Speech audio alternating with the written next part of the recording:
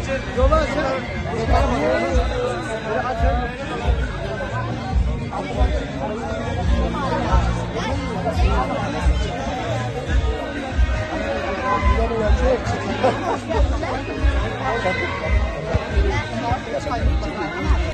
Şunun başındayım.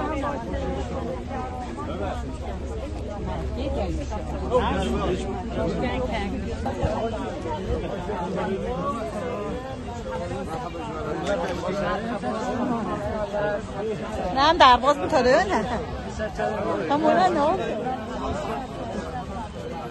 آبی درواز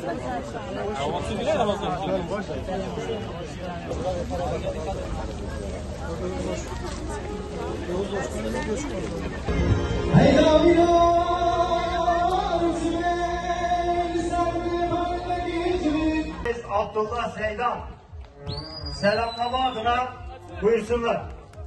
Anadolu Van Dernekler Federasyonu Başkanı yönetimi burada. Avrupa Van Dernekler Federasyonu Başkanı burada. Eminim bu dayanışma bundan sonraki süreçlerde de hem Van'ımızı hem yaşadığımız bölgeleri hak ettiği potansiyele çıkarma adına da önemli katkılar sunacaktır. İstanbul aslında bizim savunduğumuz fikriyatın, paradigmanın en somut örneğidir. Burada farklı kimlikler, farklı kültürler, farklı inançlar bir arada yaşıyorlar. İşte sizler aslında farklı kimliklerin de, farklı inançların da bir arada yaşayabileceğinin en somut örneğisiniz. Birçok maddi ve manevi sıkıntı yaşamanıza rağmen, birçok baskıya, adaletsizliğe, ayrımcılığa maruz kalmanıza rağmen hiçbir zaman ne kimliğinizden ödün verdiniz ne de birlikte onurlu özgür yaşam iradenizden vazgeçmediniz.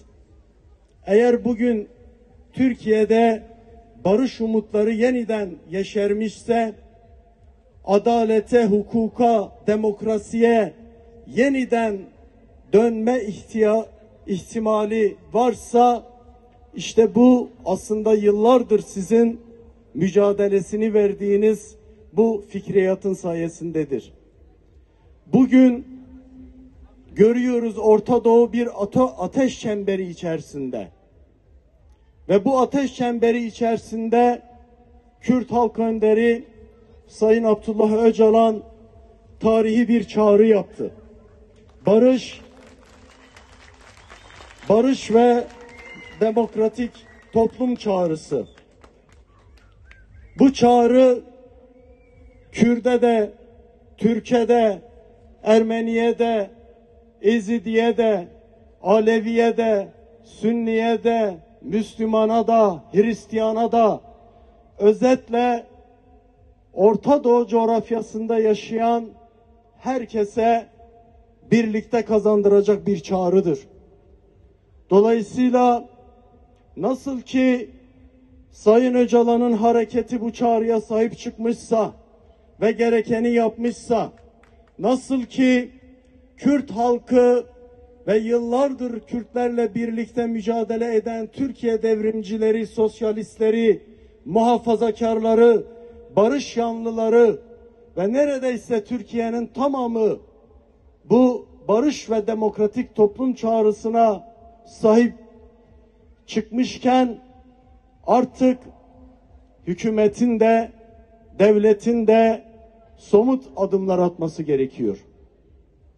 Bunun başında elbette Umut Hakkı'nın ve Sayın Öcalan'ın güvenlik ve özgürlük ve fiziki koşullarının düzeltilmesi, özgürlüğünün sağlanması ve elbette bu kadar demokratik bir toplumun inşası sürecinde siyasi tutsakların, başta hasta tutsakların ve sizin de iradeniz olan Van Büyükşehir Belediye Eş Başkanı Bekir Kaya gibi başkanımızın, yine eş genel başkanımız Sayın Figen Yüksekdağ'ın, yine eş genel başkanımız Sayın Selahattin Demirtaş'ın böylesi bir süreçte zindanlarda olmaması lazım. Herkesin ihtiyacı olan demokrasiye ve adalete, barışa bu kadar yakınlaştığımız ve inşa ettiğimiz bir süreçte Vanlı hemşerimiz Esenyurt Belediye Başkanı Ahmet Özer'in zindanda olmaması lazım. Böylesi bir süreçte İstanbul Büyükşehir Belediye Başkanı Ekrem İmamoğlu'nun zindanda olmaması lazım. Ev dernekene pır bir kıymetin. Jibu piştevani pişgiriya xandekaran bigre yeko kevite tengasiye da arikariya van bigre yeko behevra ben bahev çanda xwe zimanê xwe hünerê xwe xudam bi derkeve o yekîtiya xwe xurt bike jiyaneke bi rûmet jiyan bike. Ji ber vê em tevayê endamên dernekê xwe yê vê derê yê vanê em pîroz dikin. Em bawerin îro pê jî ev tifaka ev yekîtiye hêj pihtir jî mezin bibîtin.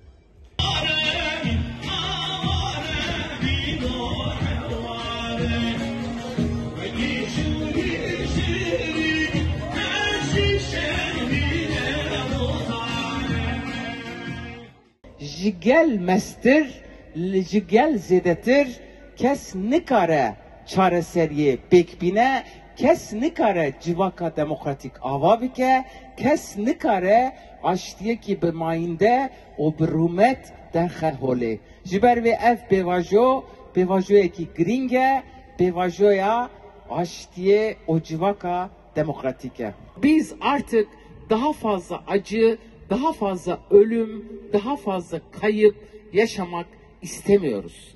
Ve biz bu ülkede herkes gibi kendimiz olmak istiyoruz.